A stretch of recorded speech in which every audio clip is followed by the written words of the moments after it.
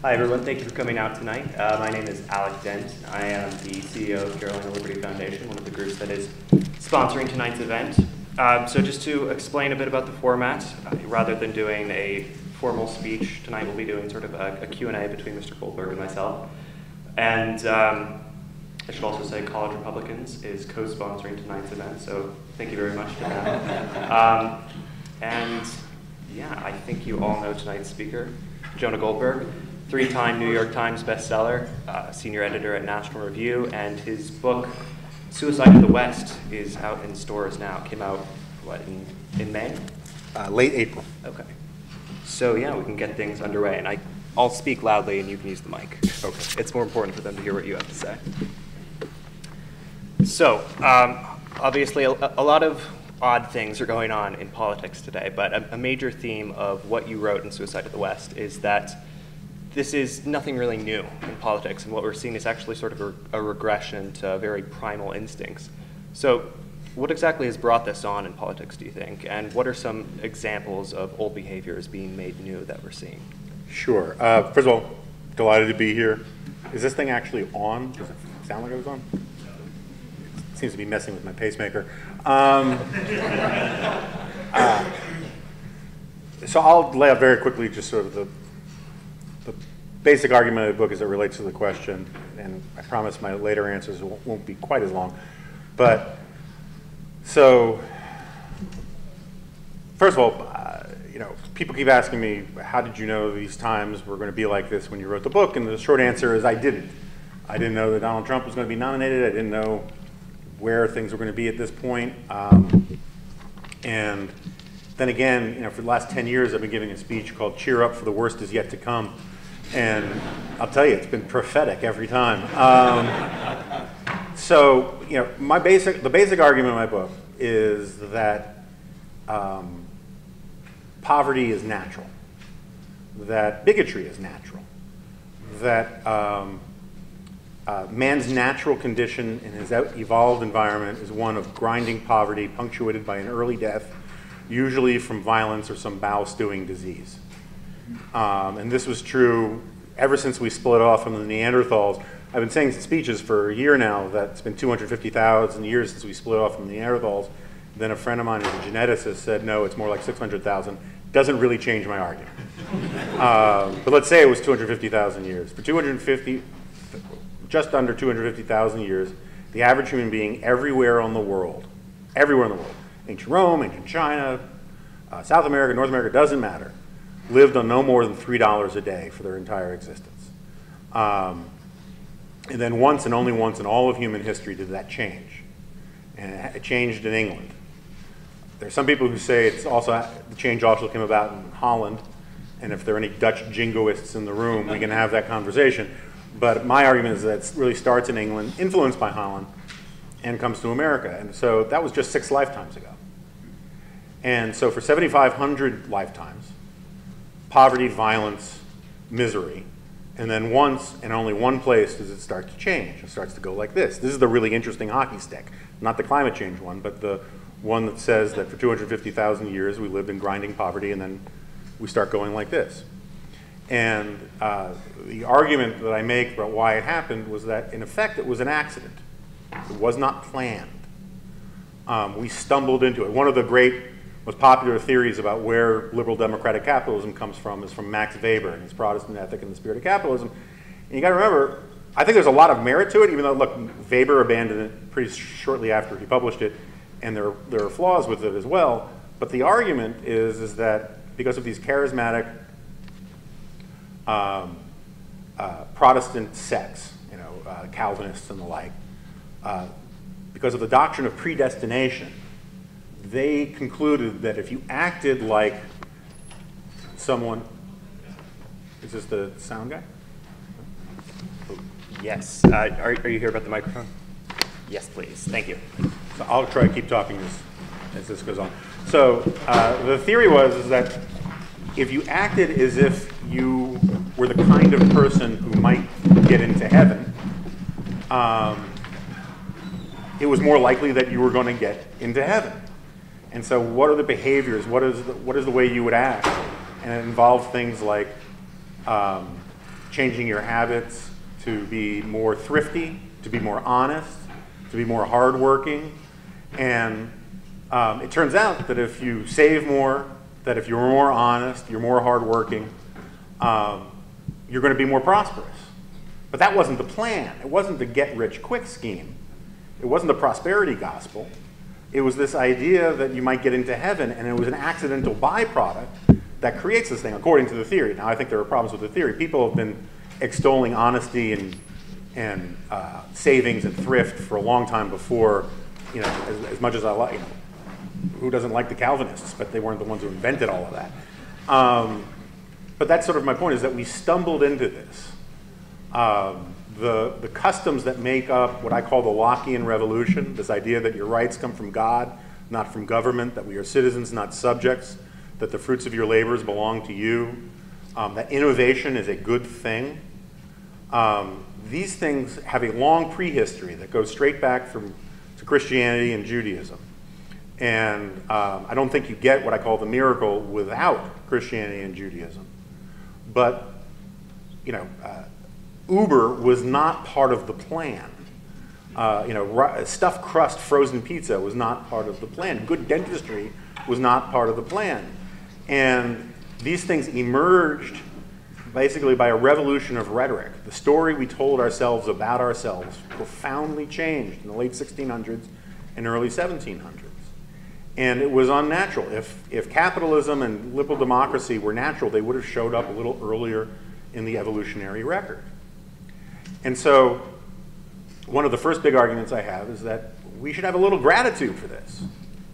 That if you believe, you know, one of the things I do in my book that's made a lot of people, a lot of my sort of Christian conservative friends mad, is the first sentence of the book is, there is no God in this book.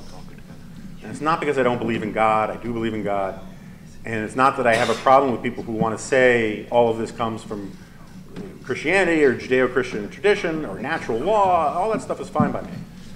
It is that what I'm trying to do is persuade people, and persuade people, particularly those who don't like capitalism, don't like liberal democratic capitalism. And so what I try to do is I try to work on the terms that progressives or seculars or liberals, whatever label you want to use, that they say should be the benchmarks for why we do politics, right? You ask people, why should we have government? What is government for? What is its moral obligation? They say to reduce poverty. They'll say to improve public health. They'll say to fight bigotry, to promote education and literacy. You can go down a long list. But part of my argument is that if you actually care about those things, as a matter of historical fact, no system in world history has been better at achieving those things than this thing that comes out of the miracle. It wasn't perfect then, it's not perfect now. But it's worth pointing out that we live right now, in this moment, in the greatest moment of poverty alleviation in all of human history. Hundreds of millions of people are being lifted out of poverty, going to school for the first time, eating meat for the first time, having indoor plumbing and electricity for the first time. And it's not because of the UN. It's because of this weird bundle of ideas that unleash human capital and unleash human flourishing. And so capitalism is good at most of these things. One of the things it's really bad at is fighting inequality. Because while it makes people richer, it doesn't make them richer at the same rate. And so one of the things that confuses so much of our politics is we have a subjective definition of poverty. And that's fine. We should in America. We should not define poverty in America as not being able to find food. You know, we should have a higher standard for it. But you should at least keep in mind that I think basically everybody, or almost everybody in this room, is a member of the global 1%. And so we're grading these things on a curve. And so then the second part of my argument is that, well, what is a civilization? What a civilization does is there's a hint. It's in the name. It civilizes people. In our natural environment, rape is common and natural. Murder is common and natural outside of your tribe. Right? The stranger, the other, you can kill in a zero-sum contest for resources or anything else. The first thing that every civilization does is it regulates violence, which is part of human nature. And then as civilizations get more evolved and more mature, they regulate other things. And so a big part of my argument is that the problems that we see today are manifestations not of some crazy ideology, although there's lots of crazy ideology stuff out there. It's that they're manifestations of human nature reasserting itself too much. For example, we get the word nepotism, it means literally nephewism, from the Catholic Church. And it comes from this idea that, particularly under the reign of the bad popes, I don't need to get more specific, you had lots of cardinals and archbishops who were having affairs. They were appointing nephews who were really their kids or other cronies or family members to important positions. And it was corrupting the church. It's entirely natural. There's never been a society in all of human history where people don't give special treatment to their offspring, to their friends, to their family. That is natural. What civilizations do is they regulate that and constrain it. And the problem is that human nature keeps rushing back in. The Roman poet Horace says you can chase nature out with a pitchfork, it will always come rushing back in. And so the Chinese, they had the first really impressive bureaucracy in human history. And one of the ways they did it is they made them slaves and they castrated them so they wouldn't have kids and so they wouldn't have other loyalties. But it turned out that families would pick one really unlucky son, and corruption would sneak back in. The Turks, they had a slave army called the Janissaries. They castrated them too. But over time, this thing called the coalition instinct kicks back in, and they became kind of a tribe unto themselves, and they tried to overthrow the government. The Romans had this problem with the Praetorian Guard time and time again. Human nature, we are wired to want to be parts of a tribe, of a coalition. You can trick it into just making a member of your political party. The Founding Fathers called this faction. And one of the reasons why the Founding Fathers, why the American Revolution was so successful, is that it took faction into account. It took human nature into account and said the way you can't prevent faction. All you can do is regulate and organize the government in such a way so that no one faction can take over the government. There's a great line in Adam Smith's Wealth of Nations where he says, seldom, I'm butchering it, but you get the gist, seldom will you find two people of the same trade or occupation who will meet even for a party or at a pub where the conversation won't quickly turn to a conspiracy against the public good. He said, this is natural. This is what happens. What Smith, and this is often quoted by leftists who don't like Smith to all sorts of nefarious ends, but Smith goes on to say, you can't stop this. What you can do is prevent these factions, he doesn't use the word faction, but you can prevent these conspiracies from bending law, from using the power of the state for their own good, by giving them monopolies, creating guilds and the like, by keeping the economic sphere competitive. And so, this is one of the reasons why I love dystopian sort of zombie fiction and that kind of stuff, right? I mean, the second the thin veneer of civilization evaporates even for a second, people all of a sudden start reforming into tribal little platoons with, Rick or somebody leading them in The Walking Dead, where they're fighting other platoons of tribal units. The same thing with, Road Warrior, all these kinds of things. Lord of the Flies. You have these kids, they're the pinnacles of Western civilization, these British boarding school kids. You drop them off on an island without adult supervision for 5 minutes. They start putting on war paint and carrying spears and worshiping a pagan god. Right? This is what happens when you take civilization out of the equation, is that people revert back to their human nature. And so in my long-winded setup for answering the question, part of my argument about why tribalism, nationalism, and all these other isms are reasserting themselves is that the institutions that civilize people are breaking down. Hannah Arendt has this great line where she says, every generation, Western civilization is invaded by barbarians. We call them children. And what she means by that is that, and anybody who's a parent in this room knows what I'm talking about. Babies come into this world with a lot of factory preset programming, right? But they need updates. The updates are what we call civilization. Parents model behavior, they set expectations, they lay down a decision tree for kids that says these are the things that you're supposed to do or not do. This is how you're supposed to behave in a civilized society. And it takes years to do this. Because when babies come into this world, it's all human nature and nothing else. I mean, they're just crapping their pants and eating whatever comes near their face. And it takes a lot of time. And that's why civilization starts in the family and is a slow process to de-barbarianize these people.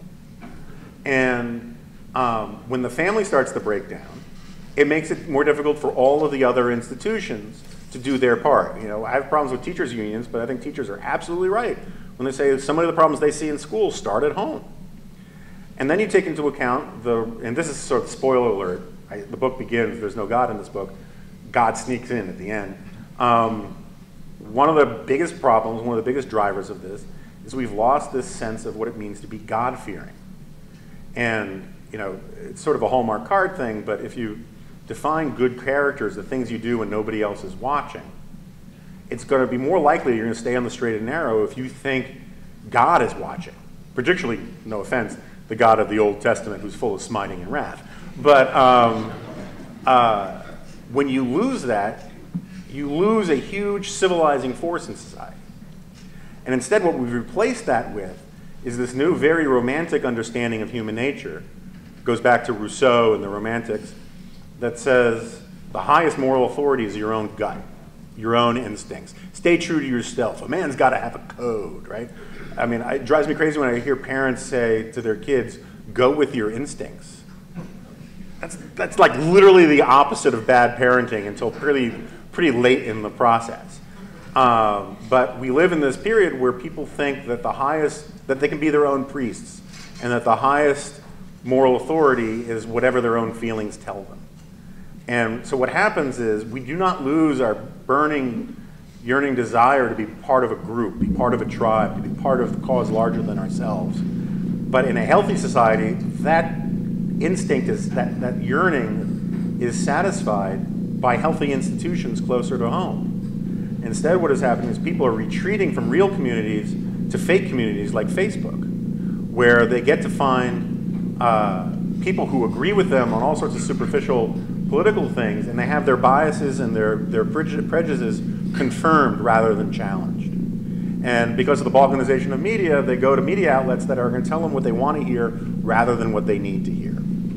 And this creates even more centrifugal forces for people to balkanize into identity politics, which gives them a sense of meaning based on some abstract category, or balkanize into sort of populism or nationalism, and all of these things, and to nationalize our politics in a way that I think is profoundly unhealthy. Because when you start looking to the central government in Washington to fill the holes in your soul, first, it's not going to do it, and second of all, it's going to make you hate anybody who disagrees with you, because you think they are this abstract other who is stopping all good things from happening. And so I think you can explain so much of our politics today by these forces, by this kind of corruption, this desire to find sources of meaning and belonging that are largely abstract and unhealthy, like identity politics, like nationalism. And what is required to fix a lot of this is to reorient our politics much closer to home, reorient our culture much closer to home, and fix a lot of the institutions that are broken. Do you want the lapel mic? Yeah, I'll just read that. Yeah, this is really going to mess with my pacemaker. Go ahead. So you touched upon a lot of those themes in your recent podcasts with Greg Lukianoff and Jonathan Haidt. Specifically, though, how they relate to younger generations and the college campus. And one of the things you mentioned was that a lot of these things, identity politics, microaggressions, trigger warnings, all the stuff we're seeing going on in college campuses have actually been around for a while. But there is something about the current set of young people that really made it take with them specifically. Right. What all do you think that is? And is there something we can do to correct it? Yeah, I mean, I worry about this as a parent.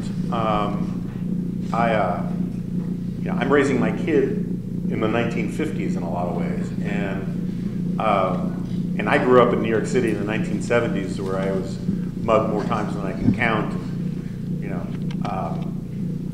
and where, I lived, I don't know, 10 blocks from where Death Wish was set. So it was a different world from what my kid is growing up in. So the basic argument is that political correctness, as variously defined, has been around since really the 30s, depending on how you define it. Certainly since the 60s, 70s, and 80s. And for most of that time, if you went on college campuses, the people who were really into that stuff were pretty fringy.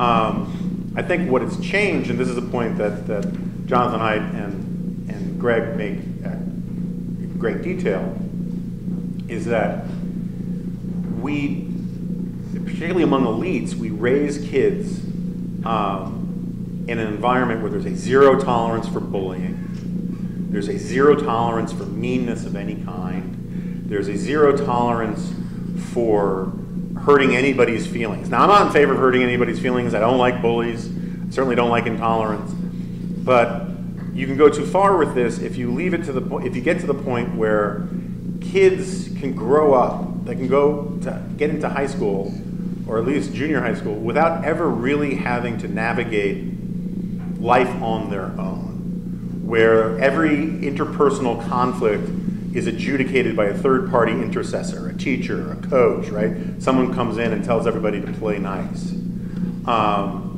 And you don't develop the scar tissue or the scabs that let you deal with life as it really is. And some of this comes from the sort of self-esteem movement, some of it comes from the way high schools or grade schools teach, but also comes from parents who, and I remember this, I think it was 80-something, 85. There was the case of Eitan Pace, who was the first milk carton kid. And he was abducted, he was murdered, it was terrible. And it started a wave of parental freaking out across the country, where parents didn't think it was okay to let their kids go play outside. Where my mom used to say, come back when the street lights turn on. One of the only times she ever adjudicated an interpersonal conflict was when I was about 6 or 7, and she had sent me downstairs to buy a carton of cigarettes for her. And the lovely Pakistani lady who ran the head shop was like, I'm not selling a carton of Larks to a 7-year-old. And I went upstairs and told my mom, and she came down and chewed that lady out. And so if you raise these kids in that way, and I see it in my own neighborhood, I live in a fairly upscale neighborhood, where these kids' lives are scheduled to a fare thee well. They got coaches, they got after-school stuff, everything is sort of monitored. They're not just sort of set free at all.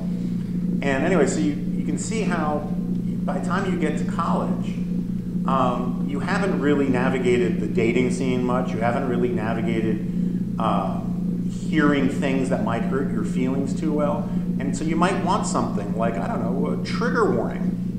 To be advised that the content of this, that reading the Iliad might have scary passages in it that involve ugly things. That To Kill a Mockingbird might have language, or Tom Sawyer might have language that makes you feel uncomfortable.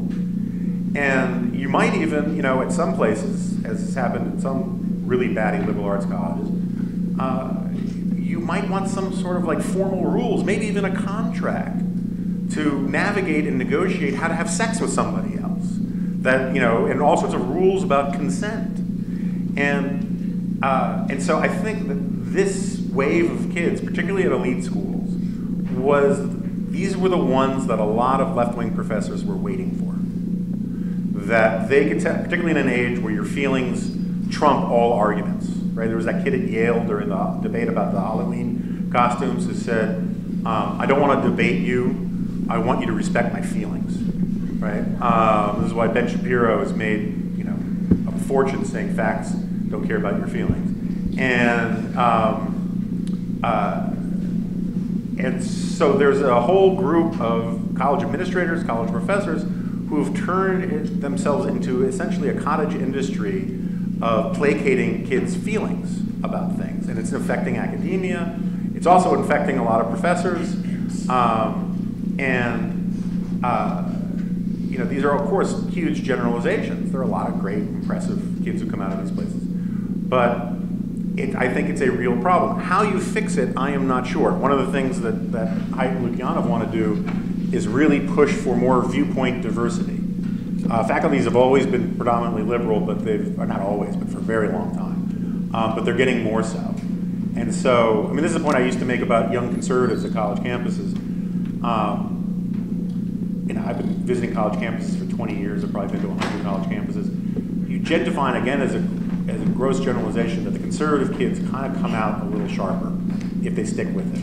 Not because they have better cognitive ability or anything like that, but they've been running against the grain for 4 years. They've been sitting in classes where they hear professors say things they disagree with, and they want to figure out why that's wrong. The best learning is Socratic, where you have your assumptions questioned. So you can be a super smart liberal kid, but if all you hear is stuff you already agree with, you're not going to test how much you really think about or what you really know about the things that you claim to know about. It's sort of, the analogy I've often used is there's a reason why blacks, gays, Jews, and Canadians are wildly overrepresented among stand-up comics. Because they have to know their own their own distinct own culture and the majority culture too. You know, Canadian funny kids, they spend their lives watching American reruns. And so they know our comedy really well, but they also see it from a little bit of a critical distance. The same thing is true with a lot of African American kids who know their own sort of distinct culture, but they also have to get to know the majority culture or the white culture or whatever you want to call it on campuses, and it gives them that little extra critical distance, which I think is really important to understanding things. And so exposing kids and not being apologetic about exposing kids, college kids, to different points of view. You have to be respectful, right? But beyond that, you should let 1,000 flowers bloom, would help a lot. But a lot of stuff has to do with how we raise kids, you know, at an earlier age.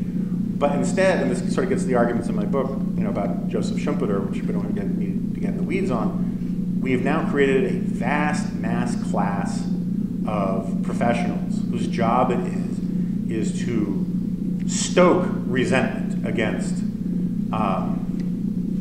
traditional institutions, traditional understandings of learning, the traditional canon and all of the rest, to throw it all under the bus because it's, you know, put out by, it represents the patriarchy or dead white males or the pale penis people or whatever you're supposed to call them. And that needs to be fought ideologically as much as anything else. So a common response among college right-wingers to all the PC culture, the trigger warnings and what have you, has been to, quote, own the libs. Do you think this approach has any place in the conservative movement? Yeah, it has a place, but it is grown to a sort of runaway tumor size. I've been saying this on college campuses to young conservative kids for a long time now. By all means, fight political correctness. You should fight political correctness. But you have to keep in mind that there is a part to political correctness that is simply an effort to come up with good manners for how to deal with people in a more diverse society. One example would be when African Americans decided they no longer wanted to be called Negroes, which was common, you know, up until the 1960s. You say that was politically correct to say black, right, or African American. It doesn't make it wrong. It is a sign of respect to call someone by what they prefer to be called, and so there's a lot of political correctness on campus that can get silly and get weird, and the sort of the new class intellectuals I was referring to from Schumpeter, they have a vested interest in constantly changing the rules so they can make people feel on the defense and cast people as racist for no good reason other than to get them to shut up. But if you're living on the ground, you should be able to find these distinctions in real life pretty easily. What happens, though, is that there are a lot of young conservatives who like to be rebellious, and they think that they've concluded that just being a jackass is rebellious because it challenges political correctness. Well, rudeness for its own sake is just a form of asininity, right? By all means, be controversial, but it's got to have a point to it. If the point is simply to offend people, then you're a jerk, and you're living down to the expectations of your enemies, and you're confirming the expectations of your enemies. And this is one of the problems that you see in so much of the right these days, not just on college campuses. There's this weird Saul Alinsky envy. You know, Saul Alinsky was this famous 60s radical. I'm partly to blame for him becoming such a demon figure on the right. I never wanted us to adopt Alinskyism. I was trying to point out that it's bad. Alinsky was this champion of the idea that the ends always justify the means. And the problem is that once you conclude that the ends justify the means, very quickly the means become ends unto themselves. And being a jerk becomes its own reward. And so often I'll find people who will defend something that in their heart they disagree with, some rudeness that Donald Trump does or one of his defenders, some heinous statement. And they'll say, yeah, but at least he's making the right people angry. That's idiotic. Look, if people are getting angry because our policy arguments are winning and theirs are losing, great.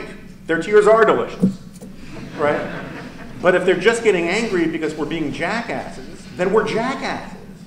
And this has been lost on a surprising number of people, including a lot of serious grown-up people, who increasingly treat politics as if it's a form of entertainment and that they're in the business of fan service to their biggest fans. And I think a lot of this absolutely goes on the left too. It's just that I care more about the right because it's my side. And it's and I've dedicated a big chunk of my life, virtually almost all of my professional life, to defending and advancing conservative arguments. And so I care more about my side in this regard than the other side. And instead, we've gotten to this point where, because it's our side, a lot of people on my side think we've lost by going that route. And so what we need to do is sort of follow the practice of if you can't beat them, join them. And Michael Anton had this famous, the famous author of the Flight 93, or the author of the famous Flight 93 election. I don't think he's famous. In a debate I had with him online when he was still hiding behind a pseudonym, he argued that we've lost the fight against identity politics. That's over. The old ideal of judge people by the contents of the character, not the color of their skin, is over. So right-wingers need to have their own identity politics to combat left-wing identity politics. That is in a nutshell, the quintessential suicidal choice that I'm referring to in the title of my book. Because if the right goes in for identity politics, that means everybody will. And that means the idea that we judge people as individuals, that the individual is sovereign, that you take people as you find them, which are at the heart of what I think it means to be an American, that goes out the window. And that's tribalism for as far as the eye can see. So a lot of young college-age conservatives have turned to some suspect figures as of late for their ideological thinking. People like Milo Yiannopoulos, Charlie Kirk, that girl who posed with guns on college campuses and now is trying to turn that into a career. And it seems the thinker du jour is Jordan Peterson. So do you think he is different from those who have come before him? And if so, in what ways? Yeah, I do. I don't remember the gun girl's name. I don't think anyone does. Yeah. And look, I mean, despite everything I just said, Milo's tears are delicious.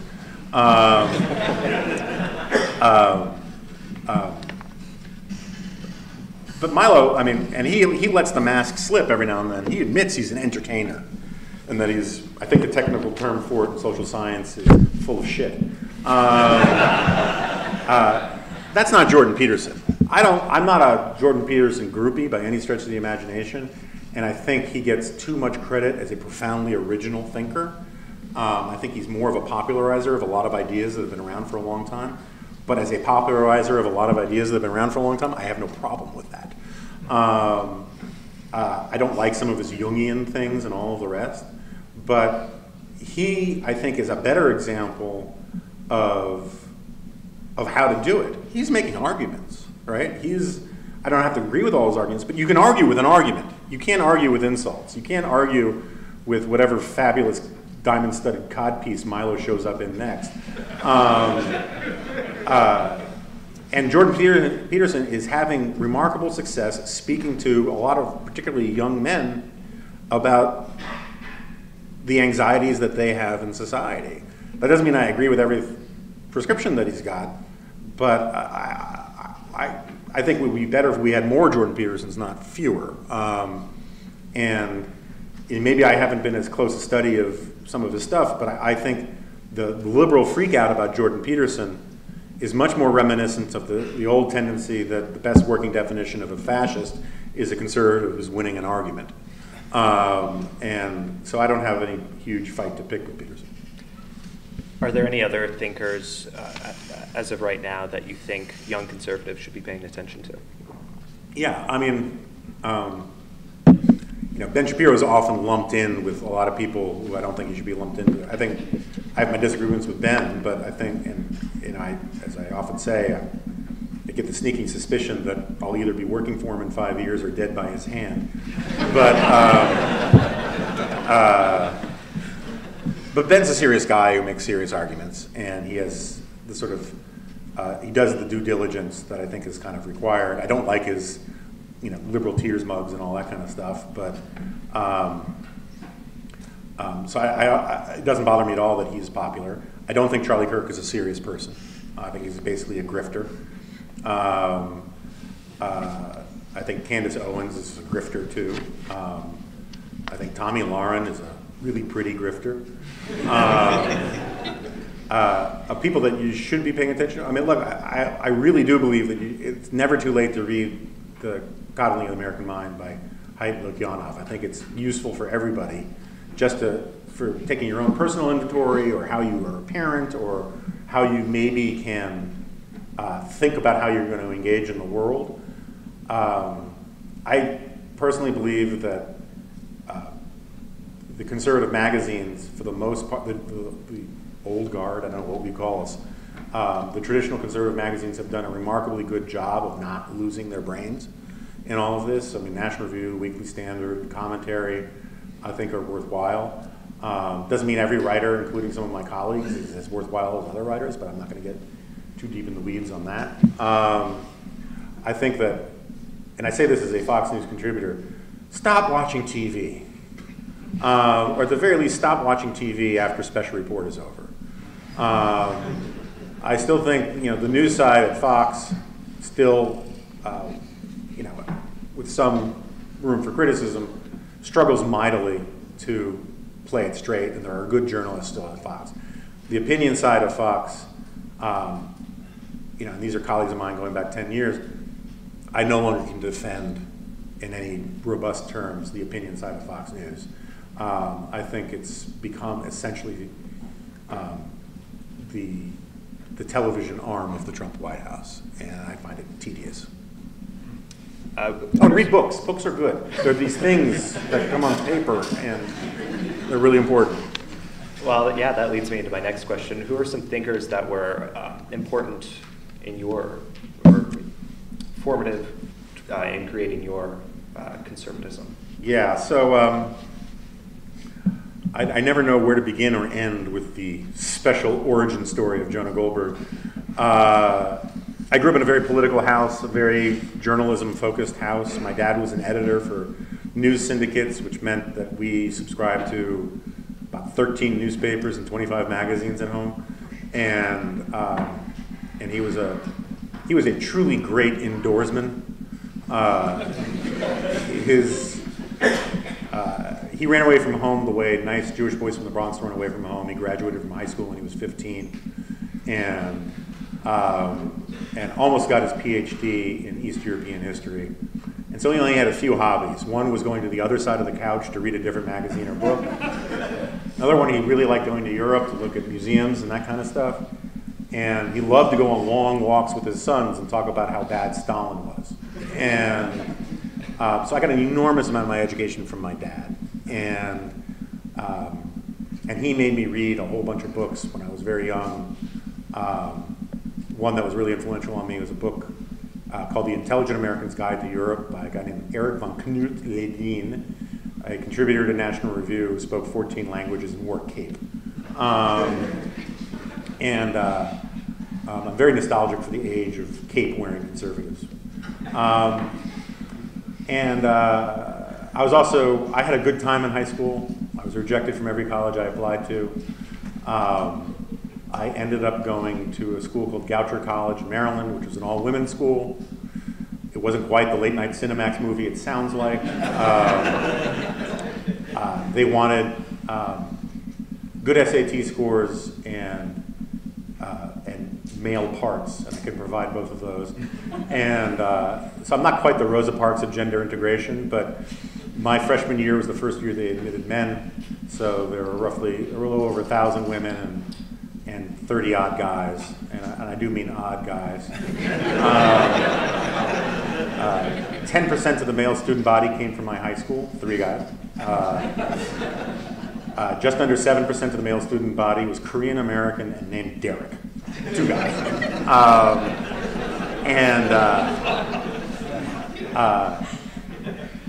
And so even into college, I never really planned on going into this stuff, but I discovered in college just how much more about politics and that kind of thing I knew than normal people.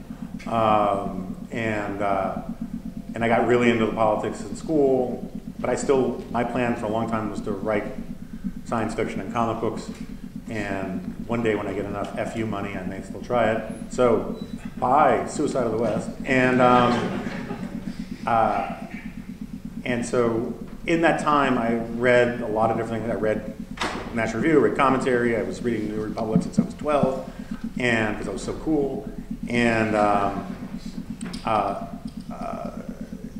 then I fell over backwards into doing all this stuff by landing a job at the American Enterprise Institute, where after I spent some time in Prague teaching English, and when I got back, my girlfriend was going to school in Washington for law school, and I landed a weird internship at AEI, in part because I lied about having read Francis Fukuyama's book on the end of history, and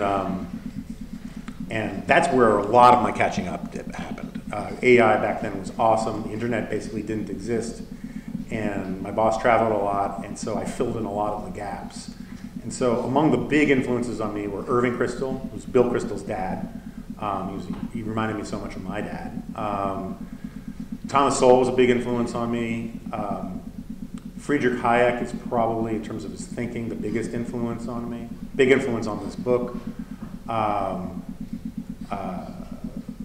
Who else? I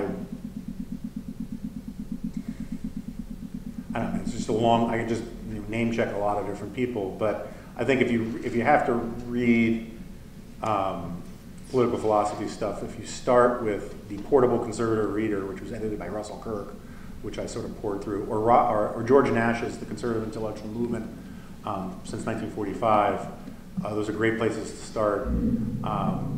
But I would say that Hayek, I was never a big Leo Strauss guy because I could never crack the code, but I liked a lot of the Straussian philosophers. I probably can leave it there.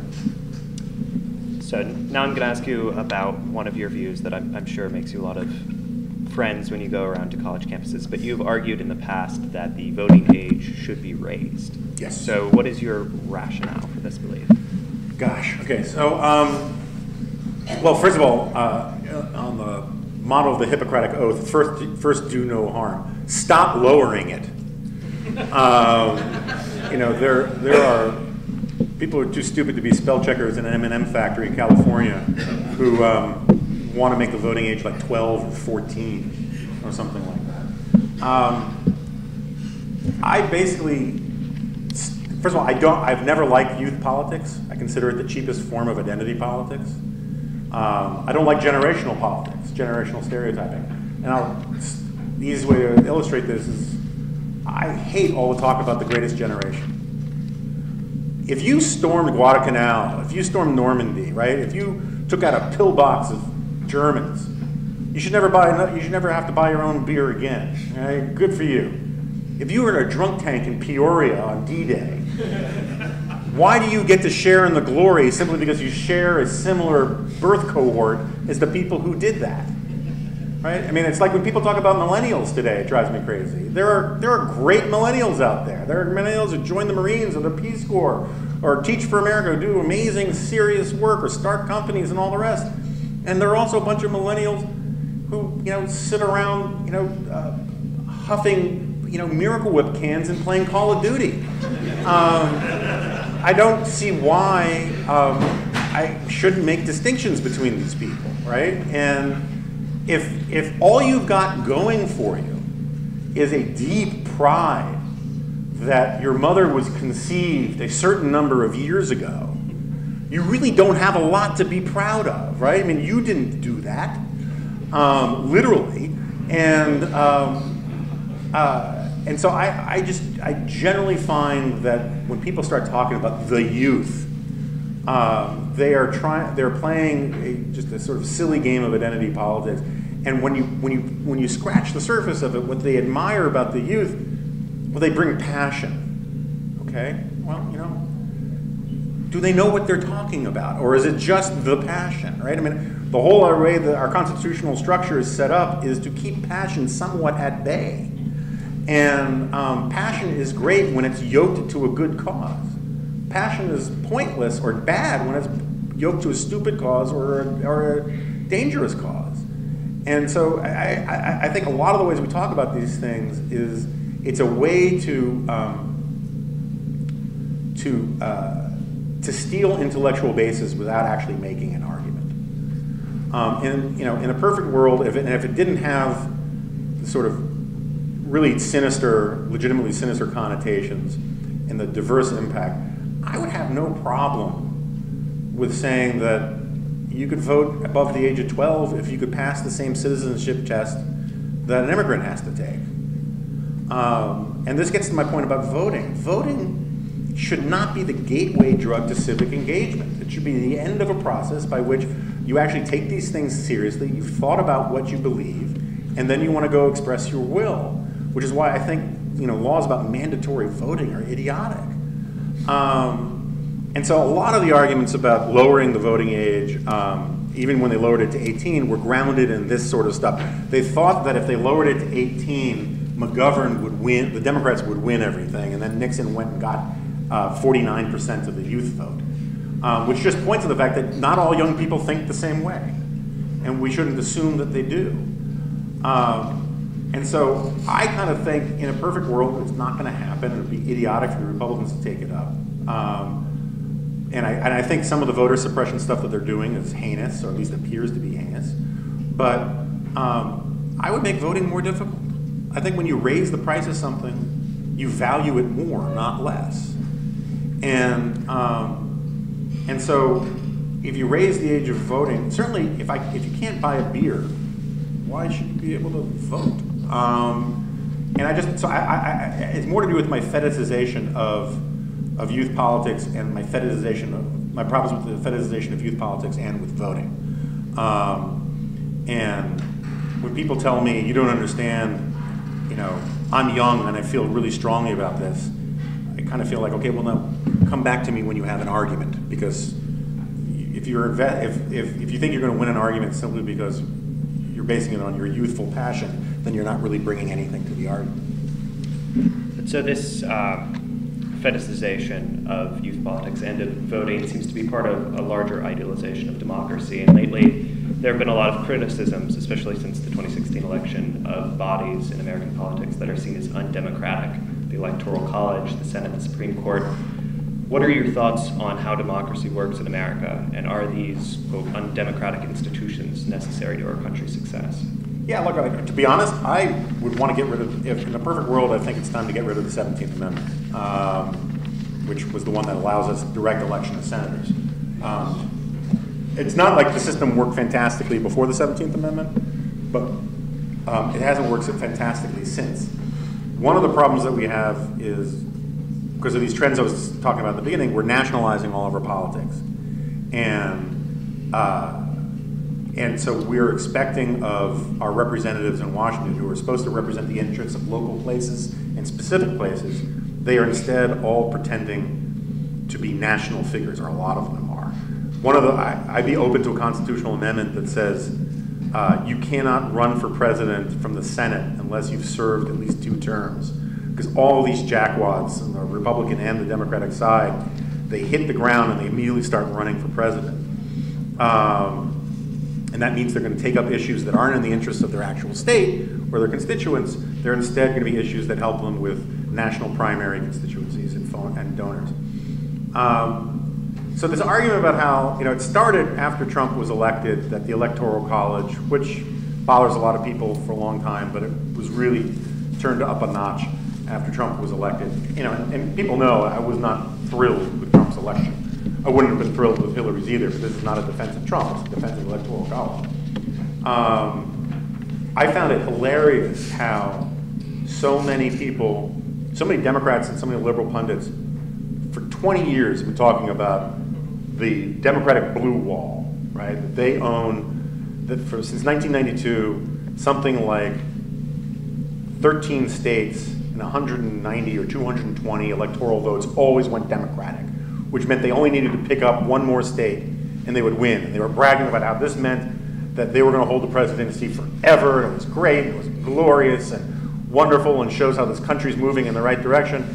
And then Donald Trump picks the lock on the Electoral College by swinging 80,000 votes in 5 counties, and instantaneously Slate and Salon and all these places declare that the Electoral College is a bastion of white supremacy. And I'm like, well, wait, you know, wait a second. You were fine with it being a bastion of white supremacy when it was on your side, but now all of a sudden it's got to go because it was created to protect slavery, which is a bit of a stretch of an argument.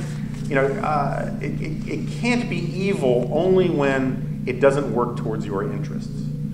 And that's another one of these sort of ends justifying the means kind of thinking. Now we have this argument about the Senate. People are saying very glibly that the Senate is undemocratic. It's not undemocratic. Every state democratically votes for its senators. If you don't want states, fine, get rid of them, right? I mean, I think a big part of the problem is that the left hasn't figured out what it thinks of states. If it likes states, then this is the system that you've got. If it doesn't like states, go ahead and get rid of them, or just break up California, because almost all of this disproportionality has to do with the fact that California is freaking huge. It's got like 40 million people in it, and it's incredibly democratic. And so it skews everything. Almost all the other big states, except for maybe New York, are swing states. And so the democracy argument kind of falls by the wayside. But if states do matter, then suck it up. This is what happens. I personally like states. Big part of my solution for how we fix a lot of our problems is to send as much power back down to the most local level possible. But if you got rid of the Electoral College, right? If you truly wanted an electorate of 330 million people that had no differentiation based on state, no electoral college, well, first of all, every presidential candidate would only run in Texas, California, Florida, and New York. And the way they would run would be completely different. And it would lead us closer and closer to a tyranny of the majority kind of way of organizing our politics. If you want to make that argument for that, go ahead. But instead, you get these sort of nearest weapon to hands kind of arguments where they just want, you know, this is my history of progressivism in the 20th century. They always go where the field is open. So Woodrow Wilson started out talking about how Congress needs to be the supreme branch of government, which it is the supreme branch of government. And then when he realized he wasn't going to become, you know, the Senate Majority Leader or the House, the Speaker of the House, and he was going to be president, he was like, oh no, he's got to be president.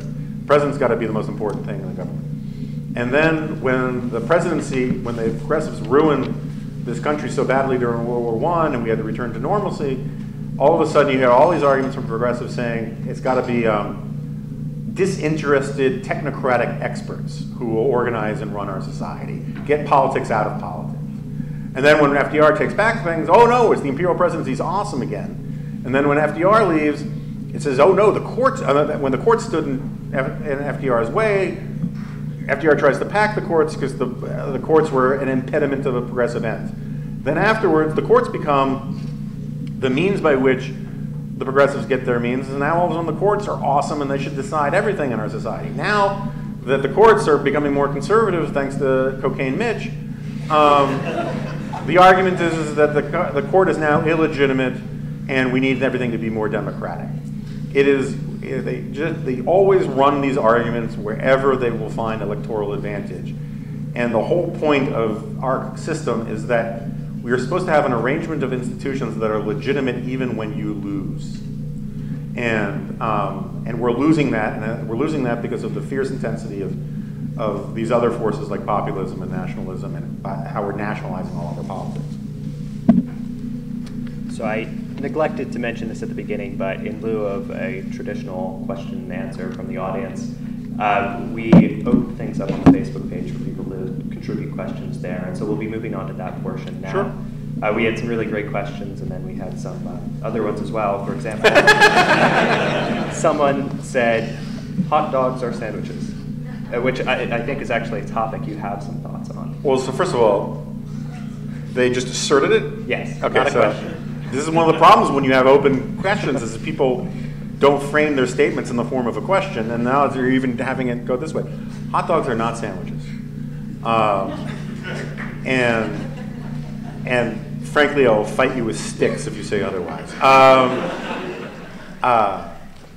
The mode of eating a hot dog predates the invention of the sandwich by the Earl of Sandwich by millennia, and can be found across various civilizations.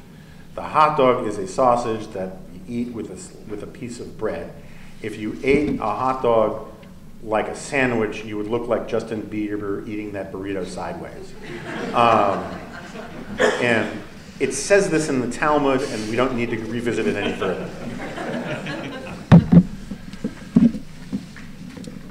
Do you have any recommendations on how to bring out civil debates on Facebook?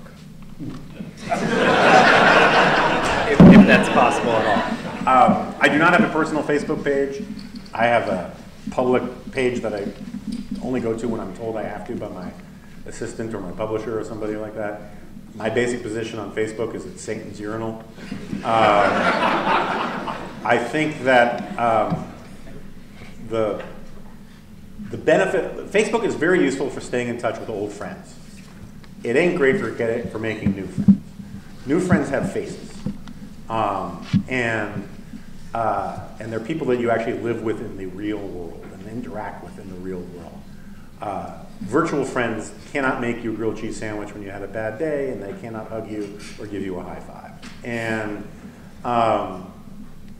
that said, so I don't have a lot of experience with Facebook. I do have a lot more experience, probably having to do with reasons of original sin with Twitter. And so I would say my same argument would kind of apply. I get asked all the time, why do I engage with people who are never going to change their mind? And my standard answer is, I'm not trying to change their mind, I'm trying to change your mind. And if you can model good behavior or marshal persuasive arguments, the spectators will be moved to your side, and they matter more than the person that you're arguing with, particularly if the person you're arguing with is a jerk. The problem is it's a natural human tendency to want to respond in kind, which I am more than guilty of on more than a few occasions. But I think it's my best advice for things like Facebook is to use it for what it is good for, and not for rubbing people's faces in facts that they don't like, or getting into shouting matches that are just going to make you crazier and angrier. Millennials like to view the world through the lens of Harry Potter or 1984 or The Handmaid's Tale. What TV show, movie, or book do you think most closely aligns with current events? That's an interesting one. Idiocracy comes to mind. Idiocracy was a movie about how, which has actually a pretty eugenic argument at its core, is that everyone got really dumber because all the dumb people outbred the smart people, or something like that. But whatever the premise was, it's a future that is where the president is a professional wrestler, and I actually think that if this is part of the argument in my book, is that one of the problems we have with our politics is that we are following politics like it is a form of entertainment, and weird things happen to your brain when you watch things as entertainment.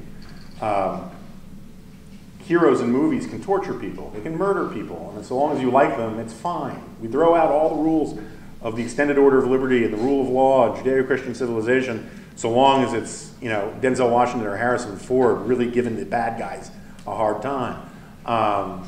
Paul Bloom at Yale talks about these great experiments where they have guys, you bring a test subject into a room and you raise the curtain on a two-way mirror, and you see someone getting electroshock.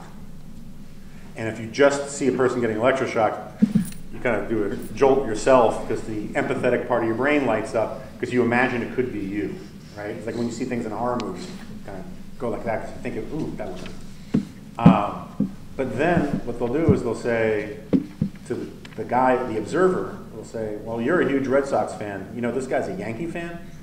And then they shock him, and the pleasure centers of their brain light up, right? So when you follow politics like it's entertainment, you get this sort of mood, where like whatever gives it to the other side is a good thing. And so much of what we see these days is kind of based on reality show logic, or what they call in professional wrestling kayfabe, where they kind of blurs the line between whether something's actually happening or not. And maybe it's kayfabe, I can never remember. So I think things like Idiocracy, I think things like The Apprentice get us pretty close. I think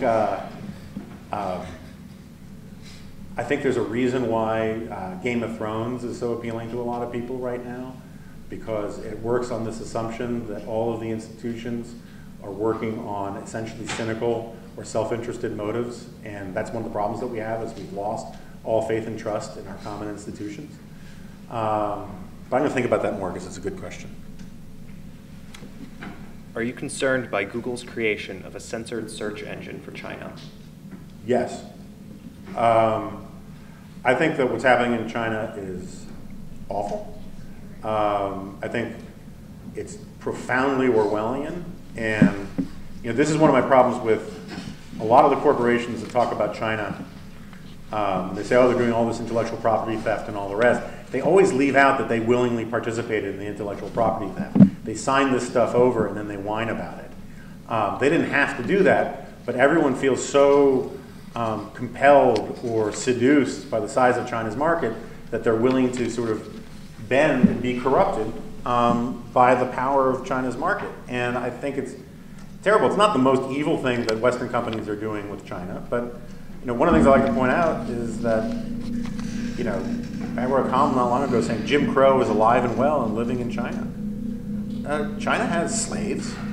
China has profoundly bigoted policies where if you're a Uyghur or some other ethnic minority, you are not allowed to travel internally, which is one of the big things that Jim Crow created to trap African Americans and make them locked to a certain place so they couldn't sell their skills on an open job market.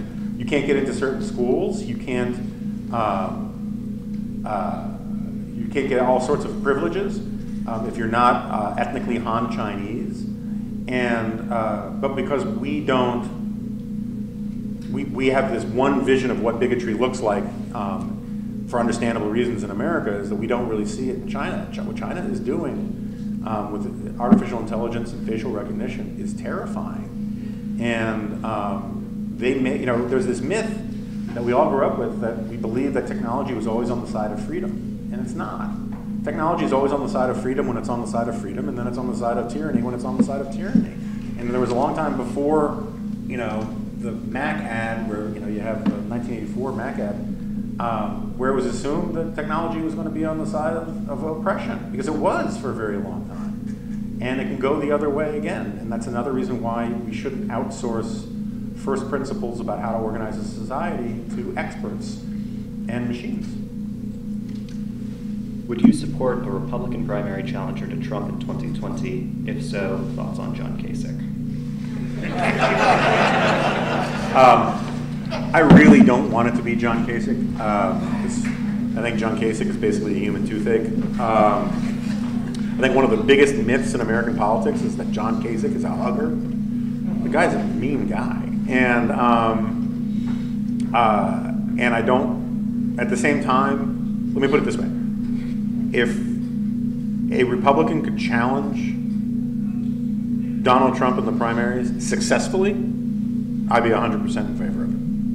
I'm not sure that it can be done successfully for structural reasons. Almost always, primary challenges, to the extent they're ever successful, which is kind of rare, it's usually, as Richard Hofstadter said about bees, they have their effect by stinging and then they die, right? They keep the incumbent from getting the nomination, but they don't actually succeed in getting the nomination for the primary challenger themselves. Moreover, normally the way you have a primary challenge is if you can capture the populist side of the party, the sort of grassroots, really fired up populist side, whether it's on the Democratic side or the Republican side. That's what Pat Buchanan did against George H.W. Bush in 1992. Donald Trump has run his presidency as if the only people he really, really cares about are precisely those people that historically you would use in a primary challenge. And so it's very difficult to see a vast coalition of raging moderates forcing Trump out of the race. And people forget, you know, like when LBJ ran out of the race in, what was it, 68, he won the New Hampshire primary. He just lost it by, he just won it by an embarrassing margin. Donald Trump has a superpower, and it's shamelessness. So the idea that like you could embarrass him out of running, you know, for the nomination if he wanted it, I don't think would work. And so I'm very much for a successful challenge, particularly if like Ben Sasse could challenge him and then win the presidency, I'd be all in. But that's a heavy lift politically, and I don't put a lot of hope into it. Can you explain laser volcano lancing and why you like it so much? It's not that I like it, it's that it's vitally important to the protection of the human race. So we got some old school people here. Back in the old days of the group blog I created called The Corner at National Review, there was a big volcanic eruption somewhere, and I asked the question, why couldn't we use like some sort of like, you know, mole man, earth moving, journey to the center of the earth kind of thing to burrow into the side of the volcano and let off literally some steam, right? Like lance the boil, as it were. And all these engineers, because it was interesting, in the early days of the internet, I think basically everybody who read the internet was a white male engineer or a lawyer. Because I heard from them disproportionately more than anybody else. All these engineer guys wrote in saying, here's why it wouldn't work, it's too deep, it's too far, blah, blah, blah. And then I said, okay, well, what about like sending fighter jets? I can launch missiles into the side. And they said, and all these fighter jet guys were like, there's no way I'm flying into that, you know, that messed up air currents, and they explained why that wouldn't work. I was like, well, what about lasers? And we, you know, airborne lasers on a tripod, you know, because one of the things I really worry about isn't the sweet meteor of death destroying planet Earth. I mean, I endorsed the sweet meteor of death in 2016 election. But I am really worried about like the caldera underneath Yellowstone. It's due to erupt. And while it wouldn't destroy the planet, it would destroy all life in North America probably. And I like this idea of sort of, I'm a big advocate of geoengineering. If the planet is sick, figure out technology to fix it, right? Rather than just throw a wet blanket on the economy. And anyway, they became this huge talking point for years where people will come in with different arguments about all this kind of stuff. And it's just sort of stuck with me as one of the, you know, in my obituary, I'm going to say Jonah Goldberg, fierce advocate of airborne volcano lancing, died today. You know? But you know, if all that is necessary for evil volcanoes to triumph is for good men to say nothing. The social media platform Gab, which the synagogue shooter posted on, has been banned by Stripe, PayPal, and GoDaddy. Is this a problem? You know, I'm kind of torn about this. I think in this case it doesn't, I mean, certainly I have no sympathy for those basement-dwelling, finger-sniffing jackwats, but at the same time, I think we do need to start thinking through, as e-commerce and electronic funds transfers are becoming such a big part of how the economy works, the idea that these independent institutions can basically destroy functioning enterprises by just simply saying we're not going to honor your transactions, you know, which is what PayPal has done, is something we got to think about because it's not going to stop with Gab. I mean, again, I have no sympathy for Gab and the people on it, if you just look at what they're doing with things like Prager University, there's no limiting principle to people who want to do these kind of boycotts and destroy institutions, and they'll put enormous pressure on not just PayPal, but things like Google, to deplatform people. And I think that's something that we need to figure out how that's all going to work. How does one who rejects nationalism and tribalism counter the argument that they are a globalist/internationalist? First of all, you have to say it, globalist. Look, so my standard point about nationalism, first of all, is that not that nationalism is bad. It's that every poison is determined by the dose. So a little nationalism is great. It's necessary.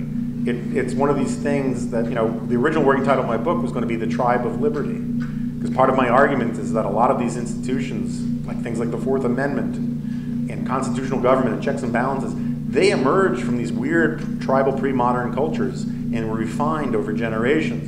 And those were embedded in a culture. And you need to have a cultural attachment to some of these things because reason alone won't work. And so a little nationalism is good. Thanksgiving is my favorite holiday. It's our most nationalistic holiday. It celebrates an event that predates the founding of the country. It's about our giving gratitude to God for how good we have it. It's just simply about bringing friends and family together to express a sense of deep gratitude for the important things in life. And it's about a connection with nature and the soil and all that. And it's harmless. It's not even harmless. It's glorious and it's good. So the analogy I often use is that nationalism is like salt. A pinch of salt brings the meal together, right? It brings out the flavors, it ties everything together. If you cook without salt, you're a bad cook, right? Unless you have some medical reason for it, you figure out something I don't know about. A little too much salt kind of starts to ruin the meal. A lot too much salt completely destroys the meal, and way too much salt is literally poisonous or lethal. All poisons, from strychnine and arsenic on down, are determined by the dose. And so my problem with nationalism isn't nationalism is not like racism, right? I mean, it's not definitionally a bad thing. It's a necessary thing that can be taken too far. The same thing goes for things like populism and even tribalism, and even to a certain extent identity politics. I'm all in favor of ethnic groups having some sort of common community and all the rest. I just don't like the idea that we're going to reduce people down to an abstract category, and that if you walk into a room and you see three black people, all you need to know about them is they're black. They can be very different people, and you should treat people as you find them. But so with nationalism, I just did this podcast with this guy, Yoram Hazony. There's a book out called The Virtue of Nationalism. It's a very slippery argument he makes, at least when challenged. But it's also very interesting and kind of important. I think the book should be called Nationism, because what he's saying is that the best way to organize the international realm is through the Westphalian system of independent sovereign nations. And I agree with him on that. So it kind of depends when you're arguing with people what they mean by nationalism. My problem with nationalism is sort of the Steve Bannon variety and the variety that came out in the early 20th century from progressives is that nationalism almost always historically means centralizing power in bigger government. It means statism. In fact, in other contexts, I'll often point out that nationalism and socialism are basically the same thing. Right? When you socialize an industry, you nationalize an industry. When you nationalize healthcare or socialize medicine. If you take the speeches by Fidel Castro or Hugo Chavez and you replace socialism with nationalism or nationalize with socialize, the sentences don't lose any meaning. They're the same thing. Unless you believe in global socialism, you were talking about socialism in one country. That's also historically what nationalism often looks like. The problem with nationalism is that it assumes that the whole country is going to speak with one voice. That's not democracy. Democracy is about disagreement. Democracy is about argument. Nationalism and populism say that we need to have one Volksgemeinschaft, one voice that speaks for a whole nation. The problem is if you make that argument, the only institution in the country, by definition, that is going to speak for the whole country is the government in Washington. And the only institution in the government in Washington that actually literally is voted on by the entire country is the president. I don't want to put that kind of power in the White House. I want to send power the other direction. And so when you hear arguments about nationalism put into public policy, I keep asking people, what is a nationalist argument that doesn't involve putting more government, more power in Washington? That's not a globalist argument. It's a localist argument. And so many of the people who say that, you know, if you're not a nationalist, you're a globalist, don't know what either term means.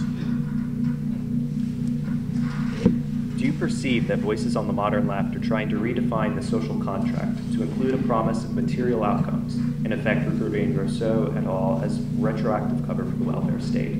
If you do, does it concern you, and what's the countermove? Well, one, yes. Let me back up. A big chunk, if you look at the polling data and you actually read some of the smarter socialists out there, and there are some, you know, one of the things they'll admit is that basically what people mean by socialism today is not this, or not capitalism.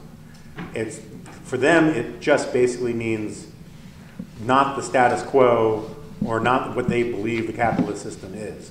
And it doesn't necessarily mean that they want to take over the radio stations and you know, and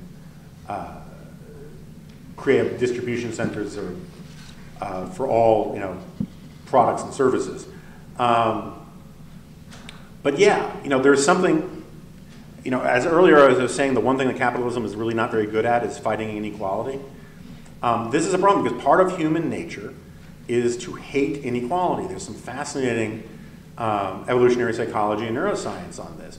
We evolved in a group where, first of all, we didn't have pockets, right? So basically, you basically could only have what you carried, and and we had no refrigeration.